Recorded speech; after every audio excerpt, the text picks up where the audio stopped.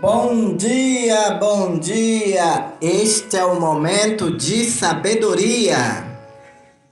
Quem está falando com vocês agora é o pastor Fábio, pastor da Igreja Evangélica Chamas Vivas sobre o Altar.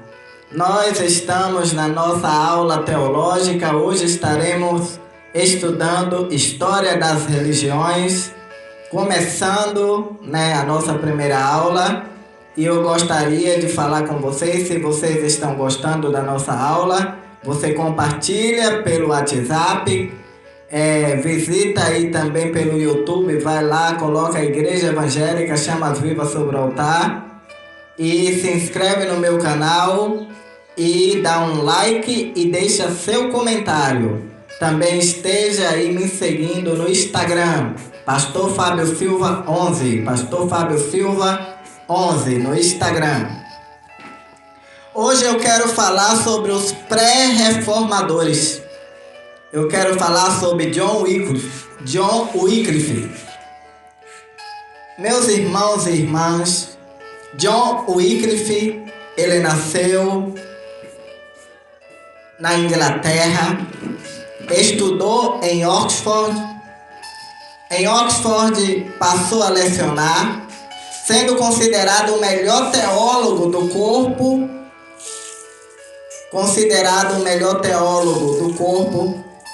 citado pelo teólogo de Oxford, Thomas, que se tornou arcebispo de Cantuária. Este incentivou-se tudo sobre Agostinho, provocando a decadência do escolasticismo, ensinou a predestinação e enfatizava a graça em contraste com o mérito. Meus irmãos, em 1376, Wycliffe, ele prelecionou em Oxford sobre o senhorio civil e sua concepção feudal. Deus é o Senhor de tudo, assim dizia ele. Dá a ele todas as posições, tanto as civis enquanto as espirituais. Com feudo sobre a condição de serviço prestado, com fidelidade, Deus concede o uso, não a posse. Se o usuário abusar de sua confiança, retira ele a concessão. Daí o mau clérigo perde todo.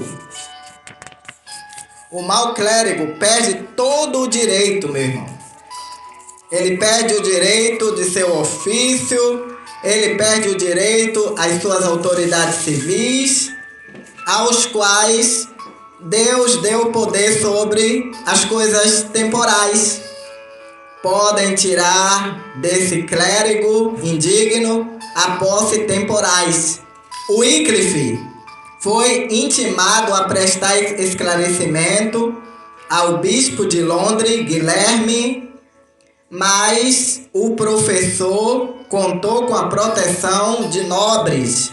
Nesse mesmo ano, o Papa Gregório IX expediu a bula que ordenava a prisão de Wycliffe, ao qual não se concretizou porque ele contava com o apoio do povo, além de grande parte da corte. Meus irmãos, para Wycliffe, a Bíblia é a única lei da igreja, que é um conjunto dos eleitos cuja cabeça é Cristo. Ele não admitia a doutrina da transubstanciação. Várias proposições de Wycliffe foram condenadas em um símbolo de Londres e no Concílio de Constança, das quais citamos as 3 primeiras relativas à ceia do Senhor, que é a substância material do pão e a substância material do vinho permanece no sacramento do altar, que os acidentes do pão não permanecem um substrato e substância no dito sacramento, que Cristo não está nesse sacramento essencial e realmente com sua presença corporal. Não obstante, quanto à chamada presença real de Cristo na ceia do Senhor, o Wycliffe, ele antecipa de certa maneira a interpretação posteriormente que foi desenvolvida por Martinho Lutero, conhecida como consubstanciação. O Wycliffe envidou, esforçou para dar ao povo a Bíblia em inglês, e as escrituras foram traduzidas da Vulgata em 1382 a 1384, e não se sabe que participação teve o Wycliffe na tradução, mas atribui-se a ele a tradução do Novo Testamento e a Nicolau de Herford no Antigo Testamento.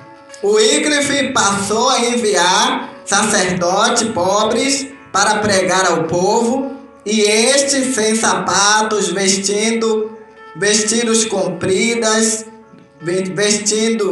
compridas túnicas, com um bordão na mão, iam de 2 em 2.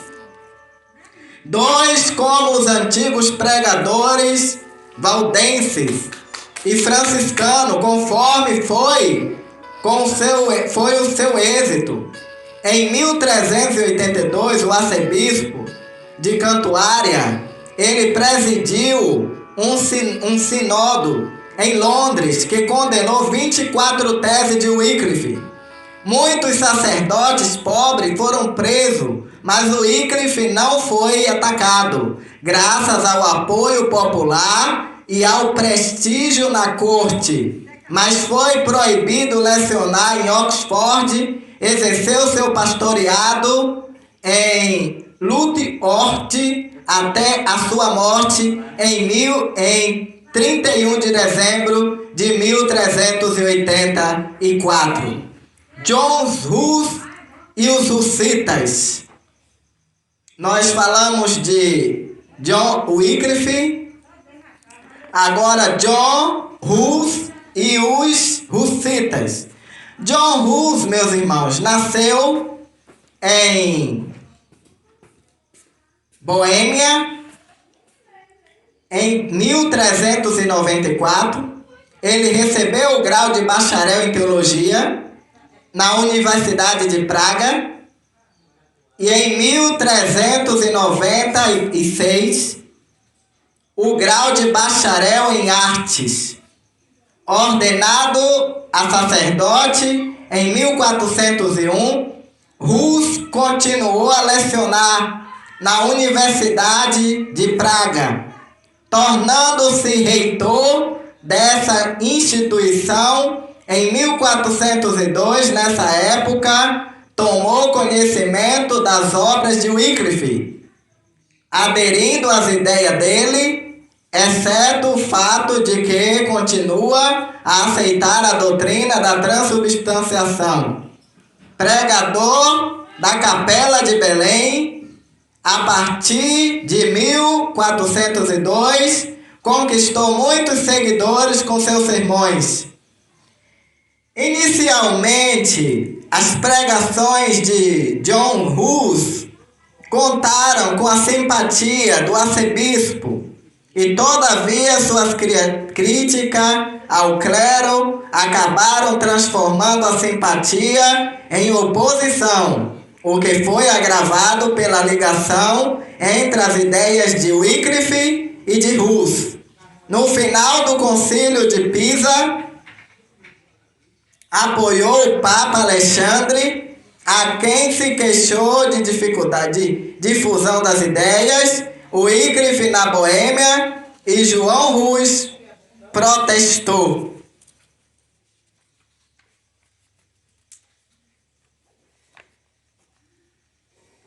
Mas acabou sendo excomungado pelo arcebispo. A excomunhão de Hus causou um tumulto geral.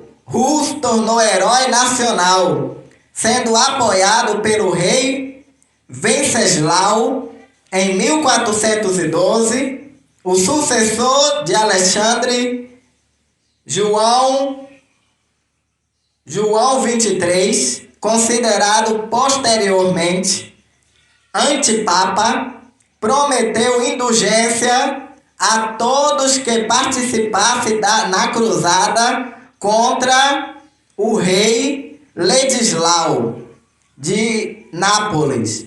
Rus discordou, dizendo que, exceto aos predestinados, as indulgências não tinham valor, e a população queimou a bula papal. Venceslau, porém, sugeriu a Rus afastar-se de Praga. Enfim, em 1412, passando Rus, a partir de então, a escrever de Eclésia sua obra principal. Um sínodo romano condenou formalmente, no ano de 1413, o escritor de Wycliffe, Rus. Foi intimado a comparecer no concílio de Constança. Foi um salvo-conduto do imperador Sigismundo. Pouco depois de sua chegada, Rus foi preso. Sigismundo renegou o salvo-conduto e em seguida foi condenado à morte e queimado em 6 de julho de 1415. Na hora de sua morte foi pedido a Rus que se retratasse, mas ele negou. Por fim, orou dizendo: Senhor Jesus, por ti sofro com paciência esta morte cruel. Rogo-te que tenha misericórdia dos meus inimigos. As cinzas de João Rus foram lançadas no lago, mas seus discípulos recolheram a terra em que foi queimado e a levaram para a Boêmia, República Tcheca atualmente. O martírio de Rus causou grande indignação na Boêmia. Muitos nobres e povo rejeitaram a autoridade do concílio na Universidade de Praga e foi fechada. Seguiram-se o conflito na Boêmia. Em Praga, muitos pobres e alguns pregadores defendiam a tese de Rus, mas havia grupos mais radicais longe da capital, como do Monte Tabor e os taboritas eram revolucionários apocalípticos que criam que o fim estava próximo e que estava disposto a contribuir para sua vinda usando a espada. Outras comunidades ou fraternidades semelhantes à dos taboritas, mas menos apocalíptica, era do Monte Horebe. Os russitas de Praga, em geral, nobres e burgueses, diziam que deveria rejeitar apenas o que contradiz os ensinos da Bíblia. Mantinha cerimônias tradicionais, veste litúrgica e ornamento nas igrejas. Os taboritas, em geral, de classe baixa, insistiam em tudo que não contasse com a Bíblia. Deveria ser rejeitado. Com a ameaça externa, porém, os grupos chegaram a um acordo em 4 artigos. Pregação livre da Bíblia na Boêmia, Santa Ceia em 2 espécies, pobreza para o clero, castigo para o pecado público, como simonia. Morreram o imperador Venceslau e Sigismundo, seu irmão, que assumiu o império, havia traído Rus. Sigismundo decidiu tomar o poder à força. Conseguiu que o Papa ordenasse uma cruzada contra os hereges hussitas, mas as tropas de Sigismundo foram derrotadas em Praga, principalmente pelos taboritas, sob o comando de João Ziska, um nobre que, decepcionado com os hussitas de Praga, havia aderido aos taboritas. Convencido de que o Senhor estava ao seu lado, os taboritas caíram sobre o exército imperiais e os obrigaram a se retirar. Isso em 1420, Ziska não tardou separar-se dos taboritas por considerar demasiadamente místico. Se uniu fraternidadamente no Monte Horebe, onde viveu até sua morte. Os hussitas continuam vencendo batalha contra as cruzadas do imperador e do papa. E em 1431, a Igreja de Boêmia voltou à comunhão romana, tendo conseguido permissão para o uso das duas espécies para o povo, a ceia do Senhor, como certos elementos dos 4 artigos.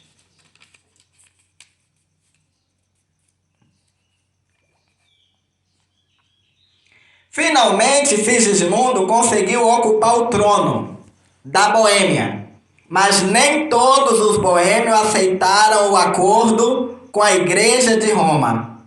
Muitos inconformados fundaram a Unita Frata, que chegou a ser numerosa na Boêmia. Depois, na Morávia, tendo estabelecido posteriormente relações estreitas com a Reforma Protestante. Entre eles esteve o bispo João Amós Comênio, famoso educador. João Rus e os hussitas, embora influenciados por Wycliffe, não conseguiram as concepções eucarísticas deste e mantiveram a doutrina da transubstanciação. Não obstante, os hussitas adotaram a comunhão aos leigos sobre as duas espécies. É isso aí, meus irmãos. Aqui nós estamos em uma história bastante forte, na qual narra sobre John Wycliffe, um grande historiador, um grande pensador da época e um pré-reformador, né? Um pré-reformador. Primeiro foi John Wycliffe. John Wycliffe conseguiu incentivar a John Hus, e John Hus conseguiu incentivar a outros, e até nós, na nossa próxima aula, nós estaremos falando sobre um pouco da história de Martinho Lutério. Nós estaremos falando um pouco da história de Martinho Lutério. Ok? Vamos encerrar esta aula por hoje. Vamos orar a Deus. Pai nosso que estás no céu, santificado seja o teu nome. Venha a nós o teu reino, seja feita a tua vontade. Assim na terra como no céu, o pão nosso de cada dia dai-nos hoje. Perdoa as nossas dívidas, assim como nós perdoamos a quem nos tem ofendido. Não nos deixeis cair em tentação, mas livra-nos do mal, porque teu o reino e a glória para todo sempre. Amém.